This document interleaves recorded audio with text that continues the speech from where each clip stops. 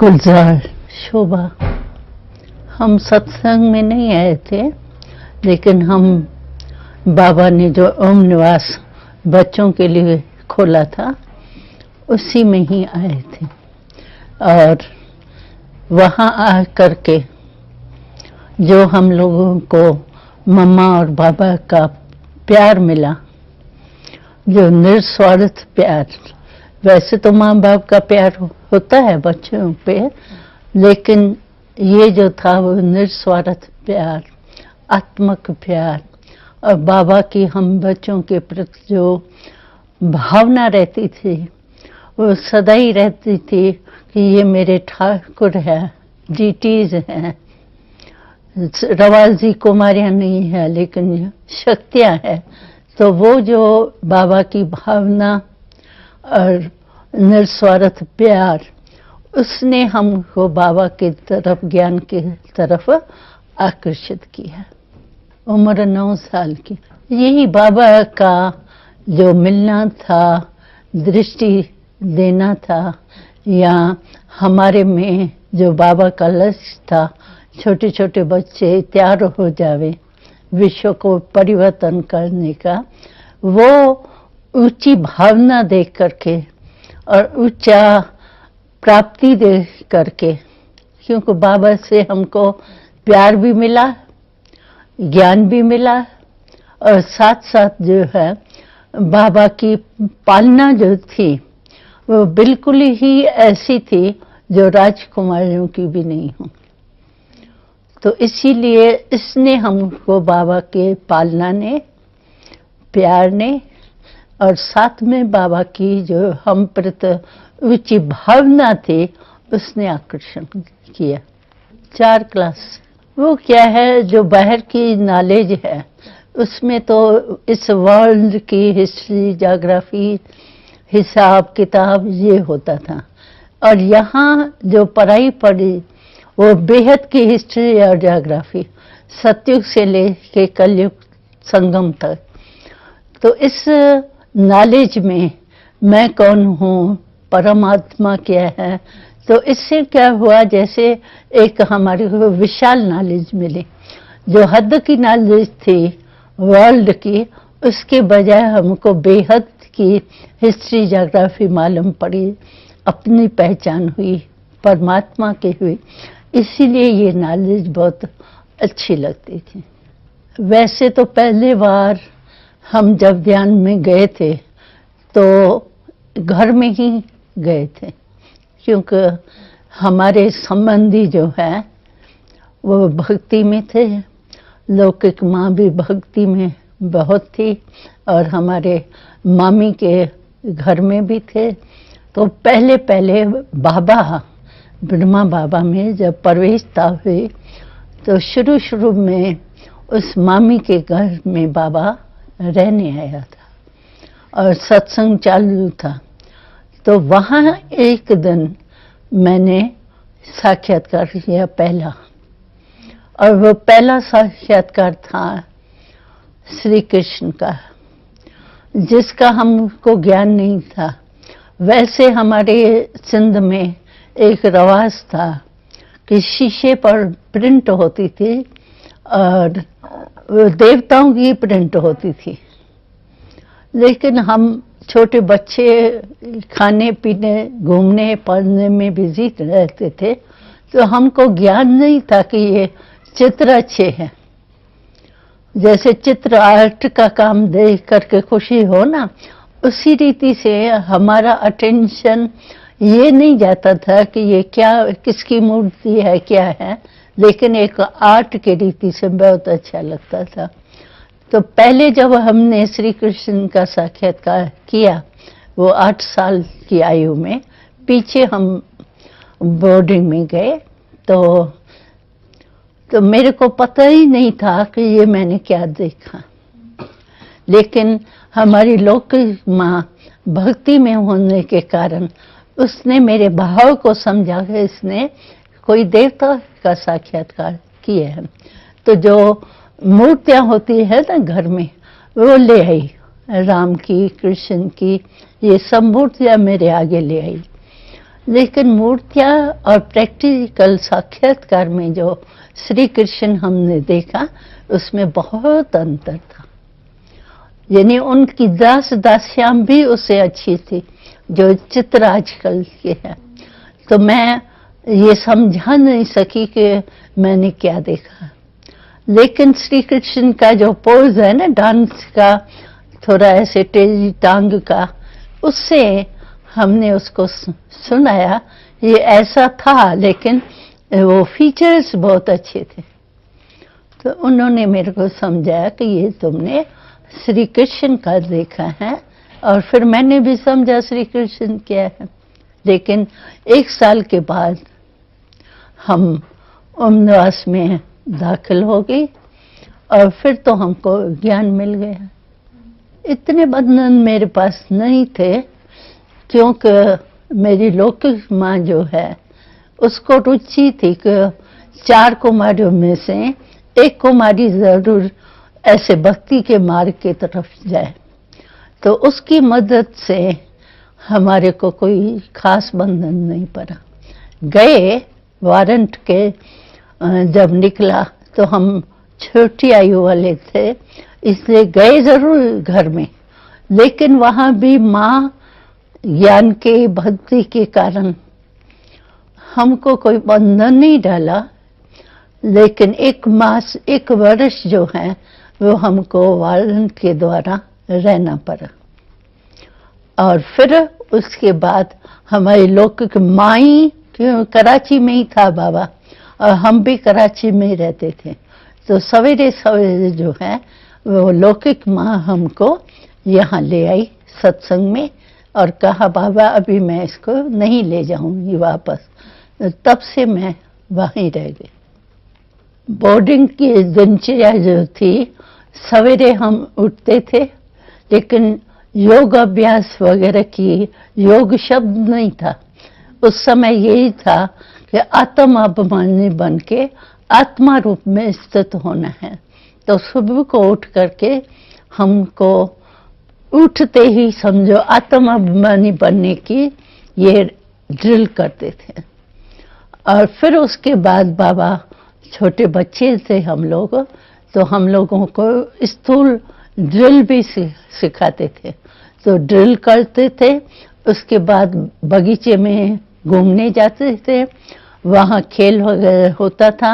लौटते जो है वो हम लोगों के लिए नाश्ता पहले से ही तैयार रहता था, और हमको कुछ नहीं करना पड़ता था। थाली तैयार होती थी, हम खाके और थाली वहीं छोड़ करके जाएंगे।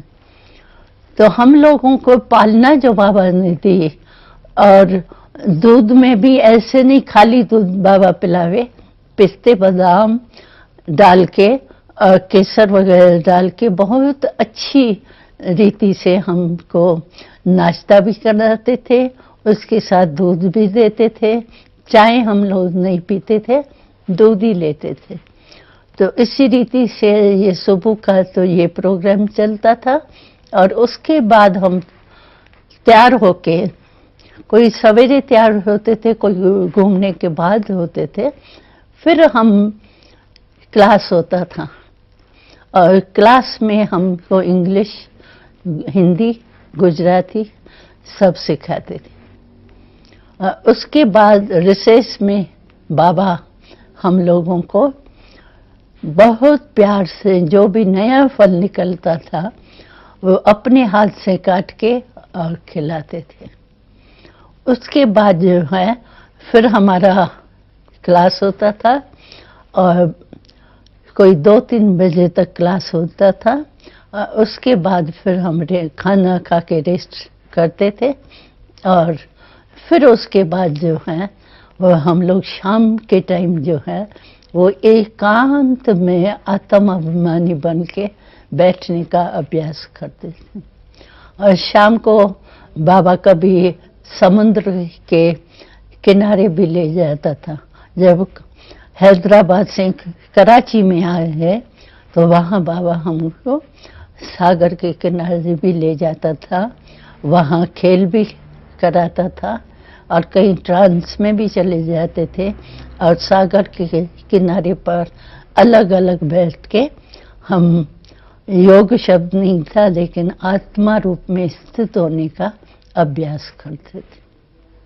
हाँ, वो तो हम सभी को टर्न बाय टर्न, कभी भंडारे की सेवा, कभी रोटी पकाने की सेवा, कभी प्रेस करने की सेवा, ऐसे ऐसे काम हम लोगों को टर्न बाय टर्न मिलते थे और हम वो कर्मणा करते थे।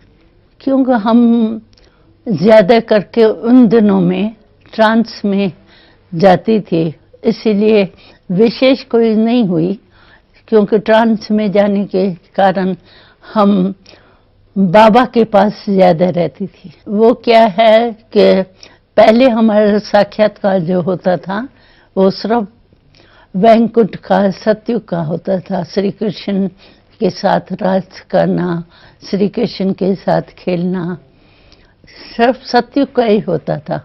लेकिन अचानक ही एक दिन बाबा ने मौन रखाया था 8 दिन का, और कोई को कुछ नहीं बोलना था, कारोबार सारी चलनी थी, लेकिन मौन था, स्ट्रिक्ट मौन था। तो टाइम बच गया। वैसे यहाँ वहाँ बात करने में भी तो टाइम चला जाता है, तो मौन होने के कारण हमारा टाइम बढ़ गया, खाली मतलब होते थे। तो शाम के टाइम हम ऐसे ही योग समझो या एकांत में, जैसे 2 बहनें ऐसे एक दो को दृष्टि दे के बैठी थी। तो हमारी ट्रांस का पाठ तो पहले 8 वर्ष की जब थी हम तभी था, उसके बाद तो मैं ट्रांस में नहीं गई। लेकिन जब हम मौन के दिनों में बैठे एक दो को दृष्टि देके, तो मैं बहुत समय के बाद जैसे गुम हो गई, और मुझे पता नहीं जहाँ हम बैठे थे कहाँ बैठे हैं, और बैठे भी ऐसे स्थान पर थे जो गिर भी सकते थे, पहली मंजिल पर बैठे थे, लेकिन मुझे पता नहीं था। और ट्रांस में मैं चली गई और वहाँ मैंने सूक्ष्म वतन का ब्रह्मा बाबा, अभियुक्त बाबा जो है वो देखा। तो पहले वाली सूक्ष्म वतन का राज जो है वो खुला। तो बाबा को हमने सुनाया और धीरे धीरे वो सूक्ष्म वतन का पाठ जो है या नॉलेज जो है वो स्पष्ट होती गई। तो पहला साक्षात्कार तो कृष्ण का हुआ, लेकिन दूसरा साक्षात्कार हमको संपूर्ण ब्रह्मा का हुआ। और उसके बाद जैसे सूक्ष्म वतन में आना जाना, देखना और मैसेज लाना, वो सब चालू हो गया। मेरे साथ और भी संदेशी बहनें तैयार हुई, उन्हों को भी साक्षात्कार हुआ, लेकिन सूक्ष्म वतन के ब्रह्मा बाबा को पहले हमने देखा। उससे स्पष्ट कराने में टाइम तो लगा, समझ में नहीं आता था ना, ब्रह्मा बाबा तो साकार में था, ये फिर क्या है। तो धीरे धीरे बाबा ने, यानी संपूर्ण ब्रह्मा ने स्पष्ट किया। फीचर्स वही ब्रह्मा बाबा के साकार जैसे थे, लेकिन वो ट्रांसपेरेंट और लाइट का, जो उनकी समझो ब्रह्मा बाबा संपूर्ण ब्रह्मा को हम स्पर्श करें तो हमको हड्डी मांस नहीं दिखाई देता ना, लेकिन लाइट की बॉडी पूरी फीचर्स पूरा दिखाई देता था। और हम भी जब सूक्ष्मतन में गए तो मैं भी अपने को वही ट्रांसपेरेंट रूप में ही देखती थी। तो ट्रांसपेरेंट रूप होने के कारण वहाँ की जो भाषा थी इशारों में, अब मूवी थी, लेकिन मैं भी ट्रांसपेरेंट आकारी रूप में थी, इसीलिए हमको संपूर्ण ब्रह्मा की भाषा बहुत सहज समझ में। ब्रह्मा बाबा को पहले तो थोड़ा आश्चर्य लगा, लेकिन बाबा ने कहा कि आप स्पष्ट पूछो और फिर बाबा मेरे में प्रवेश होकर स्पष्ट करेंगे। तो पहले तो किसी को समझ में नहीं आया कि ये क्या, बाबा ब्रह्मा बैठा है साकार में और फिर ये ब्रह्मा बाबा क्यों देखती है। लेकिन वर्णन होता गया और स्पष्ट होता। तब हम दिल्ली में थे, लेकिन फोन आने के बाद हम यहाँ दूसरे दिन ही पहुंच गए थे। और जो भी बाबा के बॉडी रखने का या जो भी प्रोग्राम था, वो दादी ने हमको निमित्त बनाया था। और वो प्रोग्राम हम मैसेज बाबा का लिख के दादी को सुनाते थे। और बॉडी रखना है, कैसे रखना है, कितना समय रखना है, क्योंकि सभी दूर दूर से आने थे। तो वो प्रोग्राम जो है वो उसके निमित्त हमको दादी ने रखा। और फिर मैं यही थी।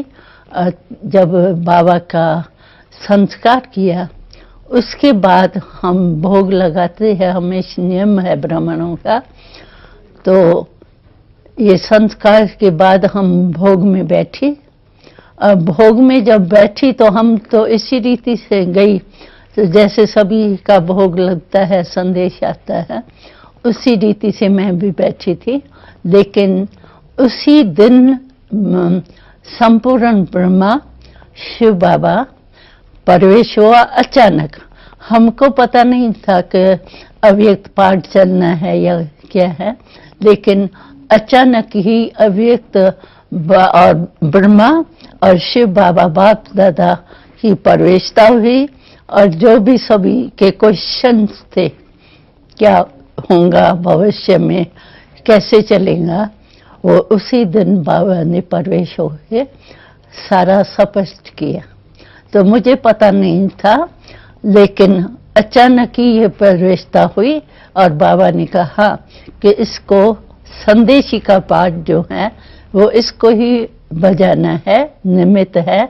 उसके बाद हमारा ये अव्यक्त का पाठ जो है प्रवेशता का वो चलता था। नहीं, पहले तो हमको अलग दिखाई देता था ना।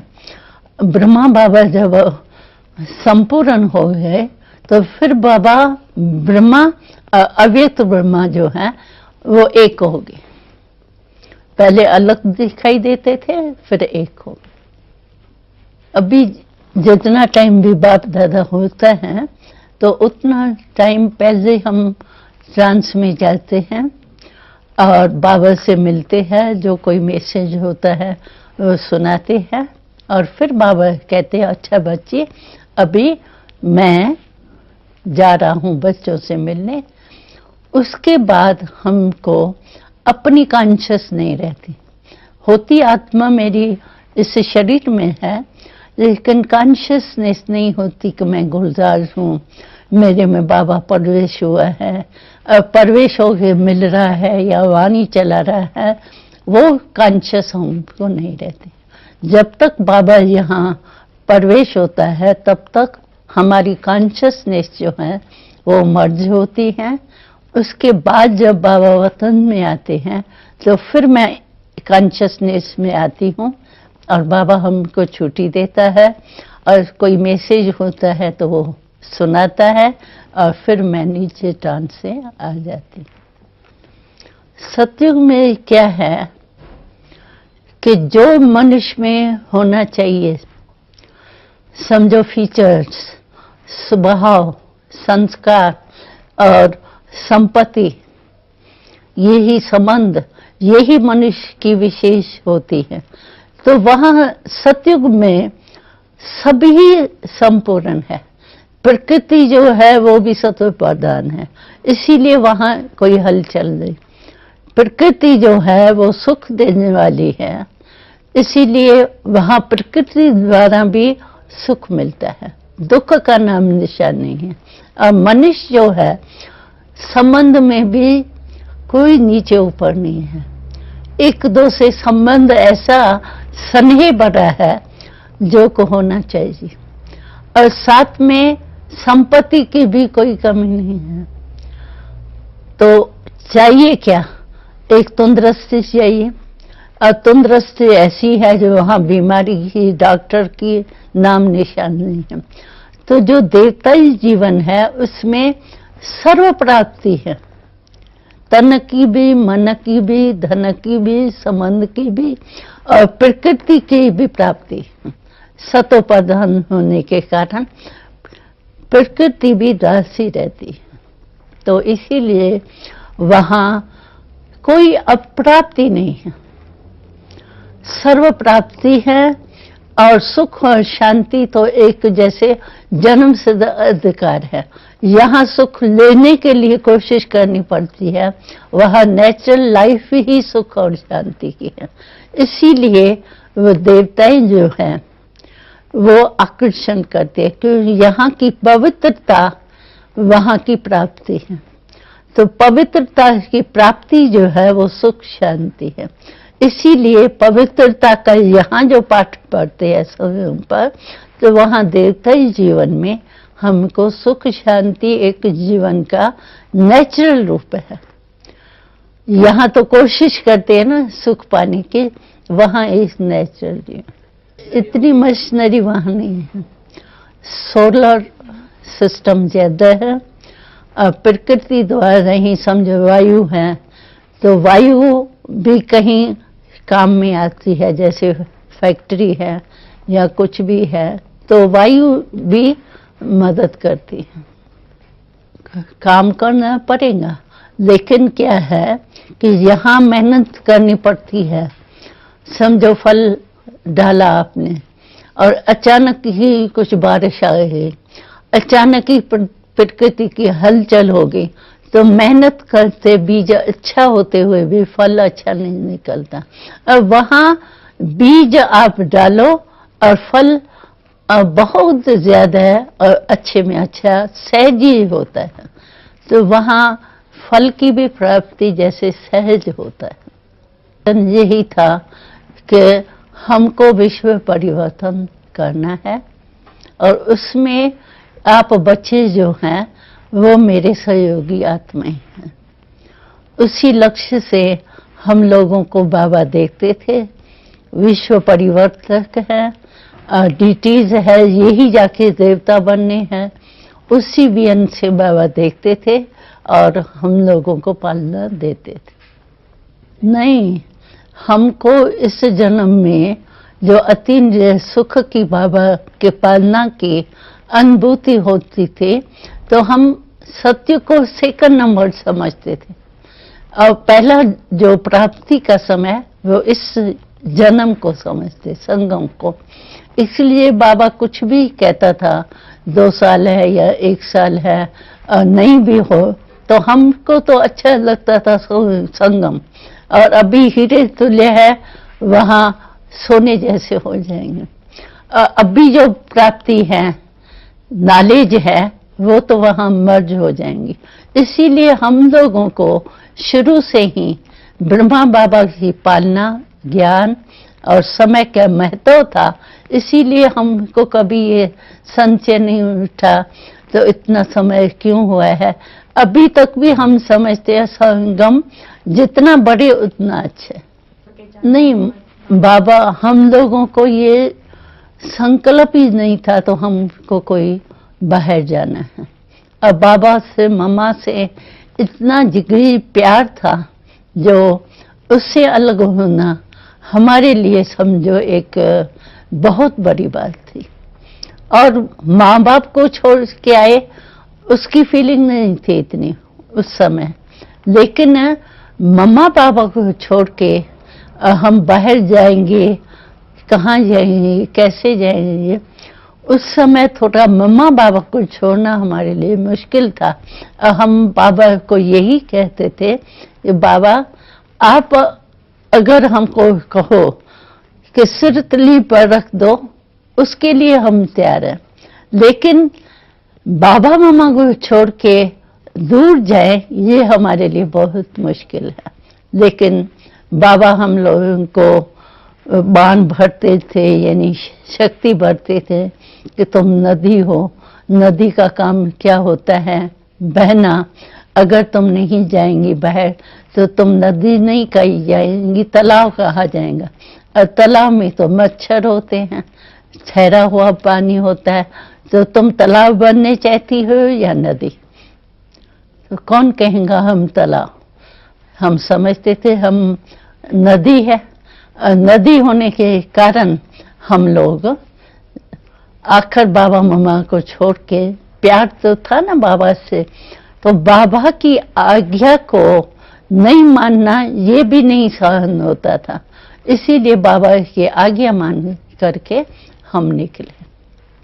एक तो क्या था, प्यार था, और दूसरा निश्चय था। बाबा ने कहा माना, हमको करना ही है, कुछ भी हो जाए, उसमें सहन भी करना पड़े, तो बाबा के प्यार के आगे वो सहन करना कोई बड़ी बात नहीं लगती थी। तो हम लोगों को पता ही नहीं था कि लखनऊ तो जाना है, लेकिन हमको ट्रेन का भी ज्ञान नहीं था। लेकिन बाबा ने कहा, अंधों ने मुल्तान ढूंढा और तुम त्रिनेत्री बच्चे क्या लखनऊ नहीं ढूंढ सकते? तो हम उसी उमंग उत्साह से गए। बाबा ने कहा है और निश्चय है, प्यार है, होना ही है। तो हम गए और पहले तो धर्मशाला वगैरह में जाके रहे, क्यों हमको निमंत्रण तो था ही नहीं। तो स्टेशन से उतरे, कहाँ जाए ये भी पता नहीं था, लेकिन पूछ के पहले धर्मशाला में रहे, फिर थोड़ा माता भाइयों का कनेक्शन हुआ, उसके बाद फिर हमको कहा गया कि आप चीफ मिनिस्टर से एमएलए क्वार्टर जो है उसका पुरुषार्थ करो, लेकिन है असंभव। तो हमने सोचा कि भगवान ने हमको भेजा है, तो असंभव चीज तो होती नहीं। और कहने वाले जो थे, हमको राय देने वाले, वो समझते थे ये कुमारियां क्या कर सकती हैं, और मजाक करते थे हमारे ऊपर। लेकिन हमको निश्चय था कि बाबा हमारे साथ है, ये चीफ मिनिस्टर है, उसके भगवान के आगे क्या बड़ी बात है। तो हम उसी निश्चय से गए भी और चीफ मिनिस्टर से मिले, और उसी समय सेक्रेटरी को कागज न दे करके वहां ही उस चीफ मिनिस्टर से लिखाया कि 3 मास के लिए इनको एमएलए क्वार्टर में छुट्टी दीजिए। तो हमने देखा निश्चय और प्यार सहयोग देता है, और चीफ मिनिस्टर भी जैसे भगवान की प्रेरणा के पीछे जैसे परवश था, आगे बढ़ने चाहता था लेकिन बढ़ नहीं सकता था। हम बाबूजी बाबूजी कहते थे, वो बच्चियां बच्चा कहते थे, लेकिन सभी देख रहे थे तो ये कौन सी छोटी कुमारियां हैं। हमारी ड्रेस भी साड़ी वगैरह नहीं थी, फ्रॉक और सिंधी ड्रेस थी, तो हम सबसे न्यारे भी लग रहे थे। लेकिन हमारे में योग की शक्ति, निश्चय का वो बल था, इसीलिए वो प्राइम मिनिस्टर जो है वो खुद ही कहता था तो ये असंभव बात संभव कैसे होगी, लेकिन बाबा ने असंभव से संभव करा दिया। ब्रह्मा बाबा की विशेषता ये थी कि हमेशा हमको अपने से ऊंचा देखता था। हम थे छोटे बच्चे, लेकिन बाबा हमको कहता था कि तुम एक एक बच्चा मेरा जो है वो विश्व कल्याणकारी। तो हम छोटे होने के कारण समझते थे कि विश्व कल्याणकारी कैसे होंगे, हमको पता ही नहीं है विश्व क्या है। लेकिन बाबा शुरू से हम बच्चों में वो एक बहुत बड़ी जैसे उम्मीदें रखता था, और वो जो बाबा का संकल्प था, उस संकल्प ने हमको भी शक्ति रूप बनाया। और बाबा की विशेषता ये थी कि कभी भी किसी के प्रति, समझो हम बच्चे हैं तो वैरायटी तो थे ही, लेकिन बाबा उनकी बुराई न देख करके अच्छाई की तरफ खुद करके दिखाता था, और हम लोग बच्चों में भी वो संस्कार बढ़ता था कि कमी न देख करके विशेषता दे। और बाबा की यही ट्रेनिंग बहुत एक वंडरफुल थी कि कभी भी बाबा कहता था कि तुम ये नहीं बोलो कि मुझे ये आता नहीं है, मैं ये नहीं कर सकती हूँ, मैं जानती नहीं हूँ। बाबा कहता था देखो तुम बच्चे जब ज्ञान में आए तो तुम ज्ञान को जानते थे, सीखे तो हो गए ना होशियार। इसी रीति से कोई भी काम हो, चाहे स्थूल हो चाहे सूक्ष्म हो, लेकिन मेरे को नहीं आता है या नहीं शब्द जो है मैं नहीं कर सकती हूँ, मैं जानती नहीं हूँ, ये कमजोरी के शब्द जो है वो बाबा को बिल्कुल ही खराब लगता था। तो ना शब्द हमारे जीवन में होना नहीं चाहिए, ये बाबा ने हमको बहुत विशेषता सिखाई।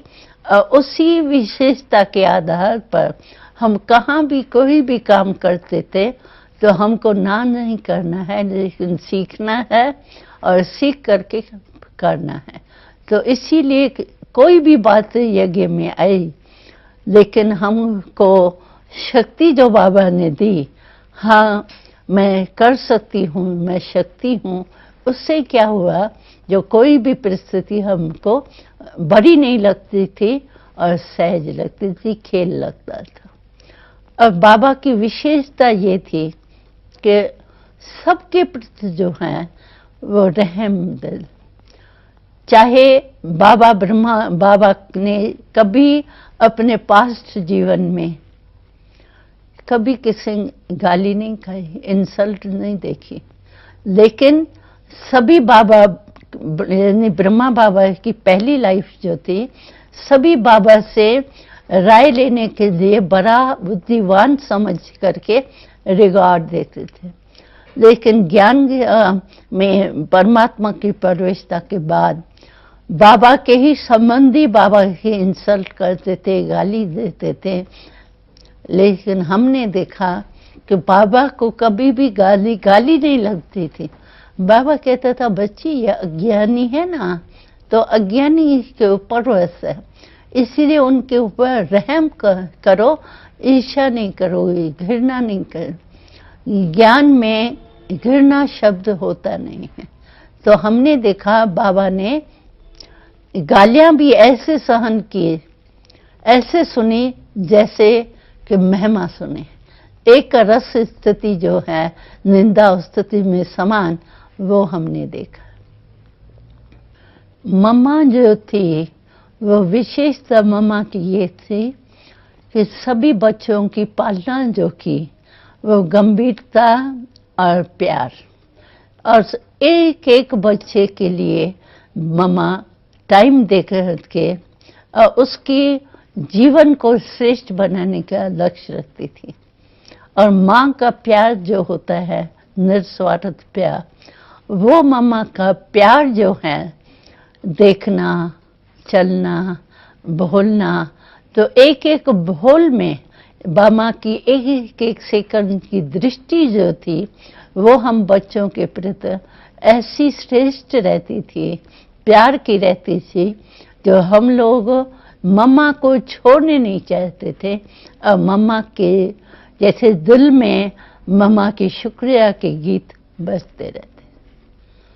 बाबा हमको ऑल राउंड बनाने चाहते थे, इसीलिए बाबा ने हम लोगों को शुरू से सब काम सिखाया। यानी बगीचे में काम करना वो भी सिखाया, और नौकर सब कुछ करे, हम शहजादियों माफिक चले, वो भी अनुभव कराया। लेकिन बाबा सब कुछ सिखाने के बाद भी ऐसे लगता था जैसे एकदम न्यारा और प्यारा।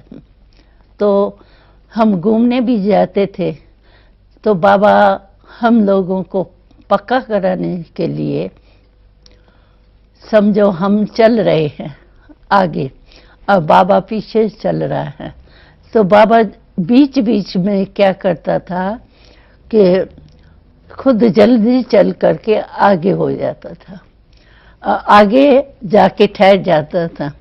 तो हम सब पीछे हो जाते थे, और बाबा खड़ा हो गया तो हम लोग भी खड़े हो जाएंगे। और बाबा फिर दृष्टि देख करके और पूछते थे, बच्ची अभी जो आप सैर कर रही हो तो अपनी बातों में थे या आत्म अभिमानी होकर के चल रहे थे? तो समझो हम बॉडी कॉन्शियस में आ गए, बातों में आ गए, तो बातों में नहीं आते थे, अटेंशन खींचते थे कि बाबा ने पूछा है, तो फिर जैसे रिफ्रेश हो जाते थे।